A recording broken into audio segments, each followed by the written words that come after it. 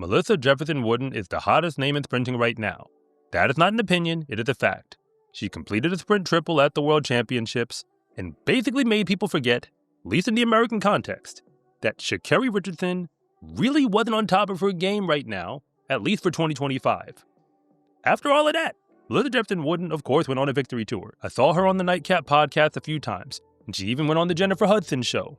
But as far as track and field itself is concerned, we were supposed to see her at the Athlos track meet. And then she let us know that after a very long season, she won't be competing at Athlos. I mean, she'll be there live. She just ain't gonna compete when she does. Now, I'm not here to pick that apart. I've already shared my thoughts on that, and there's no need to go back on it now. But she did decide to do an interview with Citius magazine. Right around the same time that Alexis Ohanian, who owns the Athlos League or is the number one person and the number one face behind it, he went on the Ready, Set, Go podcast to talk about that venture as well. And since both conversations were had, pretty close together, I tried to listen to both and figure out where things are actually going. So this video is me breaking down all of my honest reactions to conversations from the biggest name we have in sprinting, at least if you're talking about actually winning things in 2025, and the man who's trying to basically blow the doors off of pro track and field by doing something that's never been done before, because he has the money to pull it off. And this is one of those moments where I'm going to do my best to be 100% honest with you. I don't have any notes. I'm just going to let it all rip. Because I heard so much conversation go back and forth, I'm going to bring myself into the discussion, even if I wasn't invited to the party. So here we go. Melissa Jefferson-Wooden talked about a whole bunch of things in her interview, but she did spend a period of time focusing on the state of pro track in America. What she said is what I already knew to be true, and most American fans, like if you're a track fan here in America, you already know this part, that a lot of people still think that track and field athletes basically only compete at the Olympics. That's it. It's the only primary stage. She got treated very well after her sprint triple. Don't get me wrong. Remember, she's on the Jennifer Hudson show. But in general, she is aware that because she didn't do this at the Olympics, it's nowhere near the exact same level of accomplishment. That said, she wants to see innovation in the sport, wants to see things happen that are going to be good for everyone. She was all in on Grand Slam track. She believed it was a great stage. We saw her become the racer of the year before she became the world champion, specifically in 3 events, including a relay. And I said before we got to the Worlds that Melissa Jefferson-Wooden kind of needs to win the World Championship to validate the Grand Slam track stage. But that was then, and this is now. We don't know what the future of Grand Slam track is. She's hopeful because she would like to see it come back. She enjoyed it for what it was at that moment. I enjoyed watching her compete when that happened.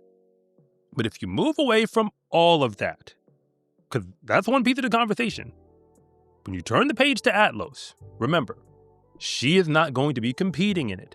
As far as I know, she's not injured. And again, I'm not complaining. I totally understand she has her reasons. This is not me saying that she has to compete. But when you consider what Alexis Ohanian is actually trying to build, because he told us on Ready, Set, Go, at least a whole lot more than I understood before that interview about what that league is supposed to be.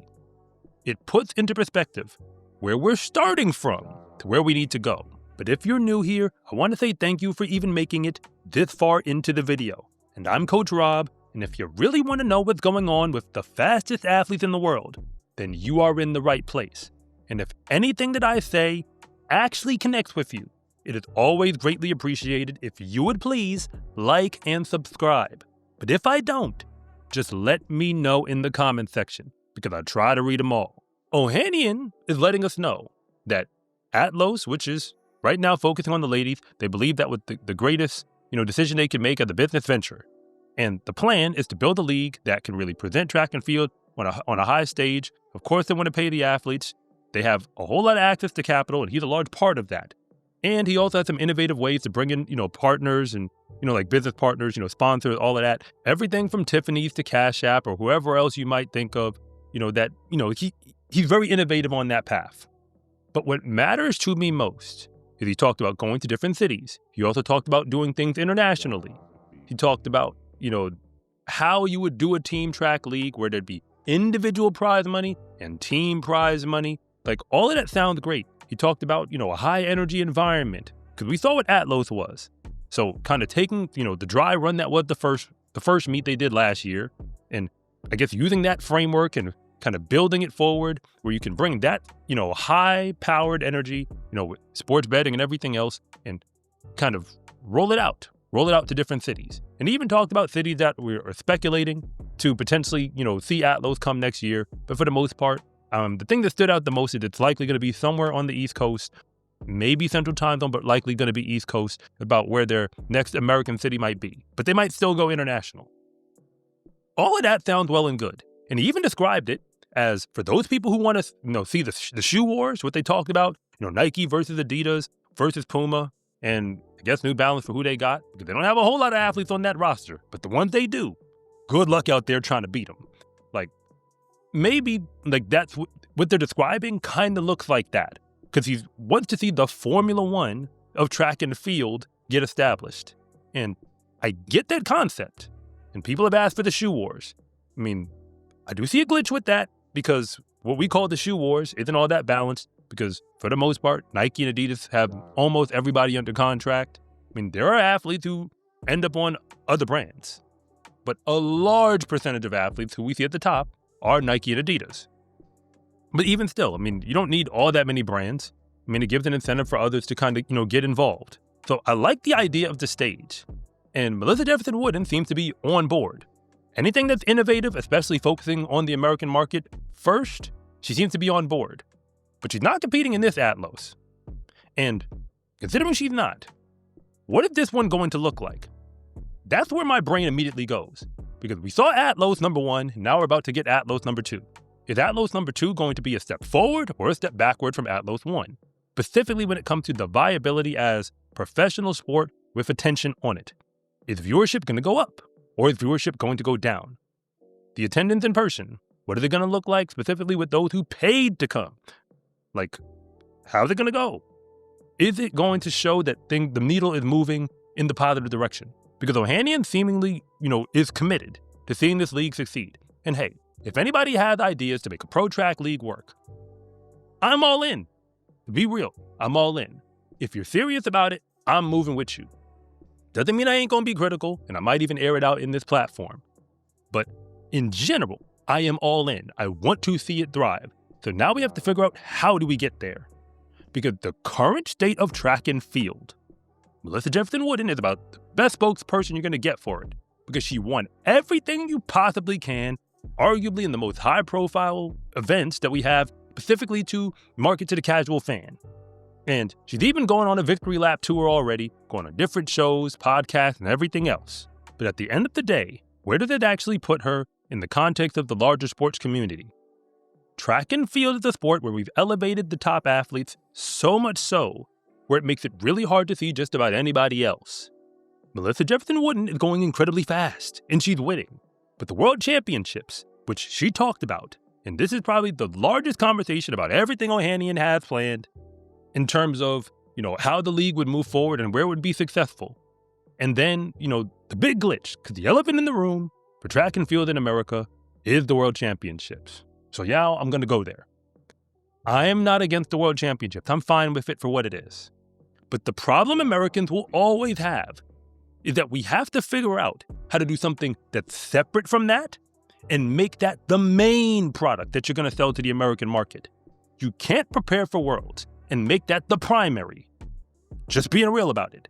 And also give Americans, specifically the American sports market, something that they want. So how do you circumvent it? Because if Worlds is going to be on the calendar, we're going to try to take it seriously. What do we do? How do we pull this off?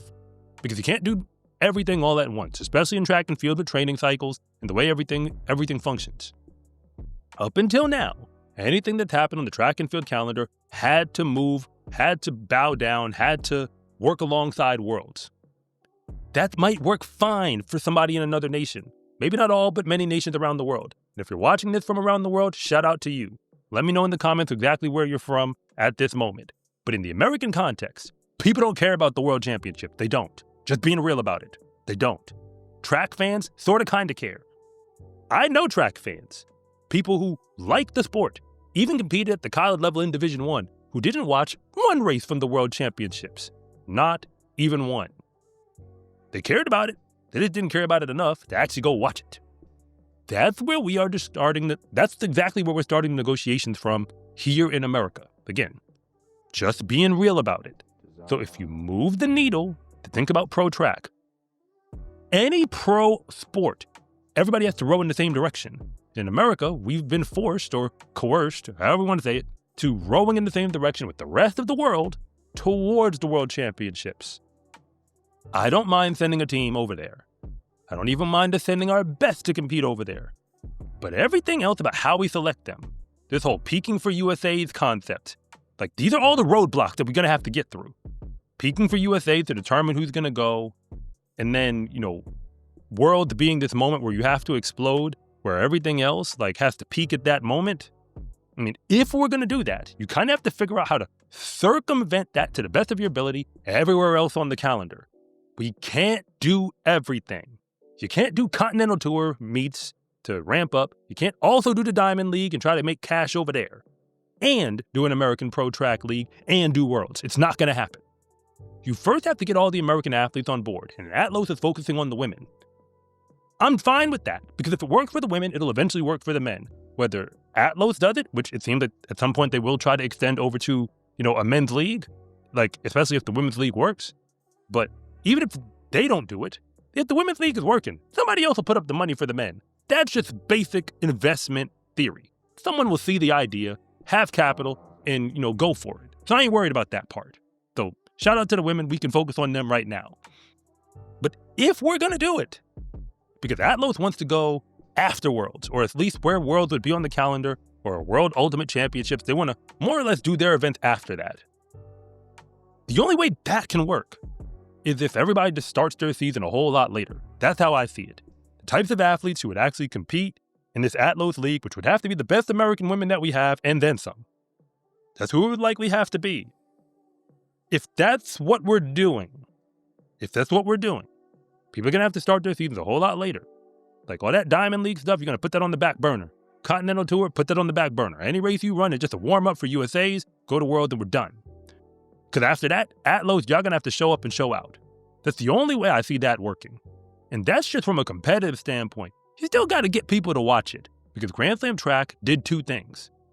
Although they struggled on the financial side and may have even struggled with viewership in certain pockets, they also gave us some of the most entertaining track and field meets, or track meets, whoever you want to refer to it as, that we've ever seen, as a television product here in America. I think anybody who actually watched it agrees with that.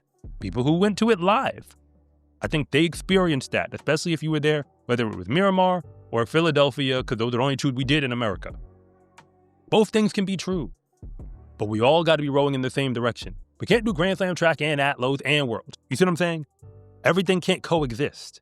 So either we figure out how to all work together, we figure that part out, or I don't see how all of these things, one of these shoes is going to have to drop.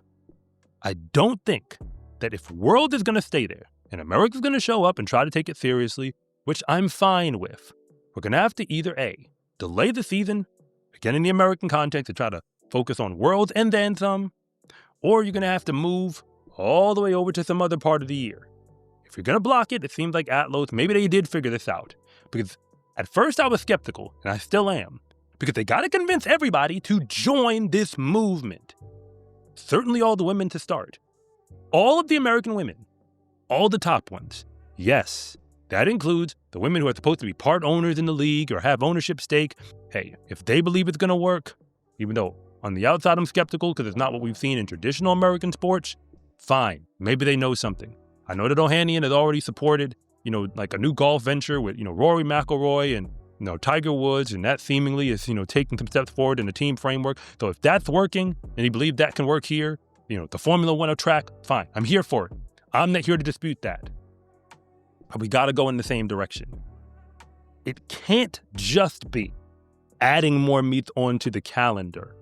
Because if that happens, you're probably going to have the same issue that we had this year, where the biggest name sprinters that we have in America, Gabby Thomas, Sha'Carri Richardson, and Melissa Jefferson-Wooden, are not going to be on the starting line when Athlos actually happens. And although I understand that each of them have their own reasons, and I'm not really complaining about it, the facts are the facts. That in track and field right now here in this nation that we call America, the only thing that we understand are the faces of the people in the lanes. And when people don't recognize a face, they normally don't care what's about to happen. Just being real about it. The race takes on value when they recognize who is in the race. With this league, whatever they choose to do, if you don't have the name that people recognize, and I'm even going to throw Sydney McLaughlin-Levrone in there, who's never been mentioned in the same breath with Athlos. If you don't get those types of people competing in whatever this league is going to be, I think you're going to have a problem with convincing people to take it seriously, especially if they're going to spend the large amounts of money that it seems that they intend to do this on a grand scale. We're not talking about bootstrapping this business or kind of building it up from the ground. And if you're going to go that hard, specifically financially, I am fine with it, especially if you have the capital to cover it and to cover whatever losses you might take along the way. But we've all got to go in the same direction. So hopefully Ohanian, Melissa Jefferson-Wooden, and everybody else who's closer to this situation know something that I don't. Because if 2025 and everything that we witnessed from the beginning of the Grand Slam track situation, which Melissa Jefferson-Wooden was a part of, all the way up until now, where she's not going to be at Athlos, ironically, if that is an indication, then yes, I still have a whole lot of concerns. But please know, this is one of those moments where I really want to be wrong. Trust me. In the sport of track and field, confidence is everything. Because when you win, that is just the moment when everybody else finds out what you already knew to be true.